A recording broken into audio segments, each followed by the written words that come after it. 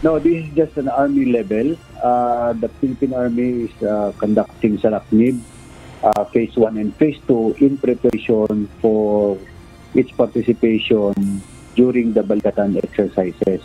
Balikatan exercises is a multilateral exercise. Nagsimula na ngayong araw ang pagsasanay sa pagitan ng Philippine Army at US Army bilang bahagi ng Phase 1 ng taunang Salaknib exercise. Ang Salaknib ay isang Army-to-Army exercise na layong palakasin ang interoperability ng mga sundalo ng Pilipinas at Estados Unidos. Masusubukan dito kung gaano kahanda ang hukbo ng dalawang bansa pagdating sa external defense.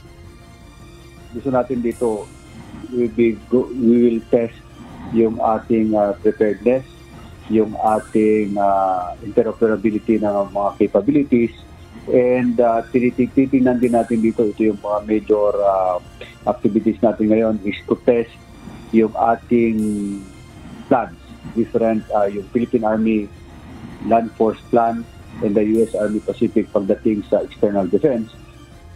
Ayon sa tagapagsalita ng Philippine Army, mas malaki ang Salaknib na isasagawa ngayong taon kung saan sa Northern at Central Luzon gagawin ang mga pagsasanay. Nasa 5,000 sundalo ang makikilahok, 3,000 ay miyembro ng Philippine Army at halos 2,000 naman ay galing sa US Army Pacific Forces. Sila rin ang mga sundalong makikilahok sa Balikatan exercise ngayong taon na magsisimula naman sa huling linggo ng Abril. Yes, definitely mas malaki ito at mas marami siyang i-cover na exercises because the gaps that we have identified from the previous Salaknib exercises, ito ngayon yung ina-address natin.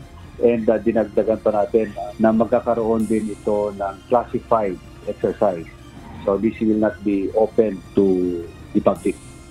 Ipagpapatuloy ang Phase 2 ng Salaknib sa buwan ng Mayo hanggang Hulyo pagkatapos ng Balikatan exercise.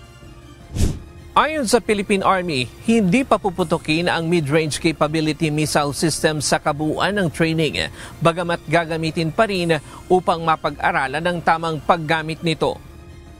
MRC will not be utilized for live fire exercises, but there will be a continuing training para sa ating personnel from the artillery regiment on the orientation and familiarization of the MRC. Matagal nang umaalma ang China sa pananatili ng ganitong uri ng armas ng Estados Unidos sa bansa. Ilan sa mga gagamitin sa pagsasanay ay ang mga artillery ng Philippine Army, Bolko helicopter, HIMARS at Black Hawk ng US.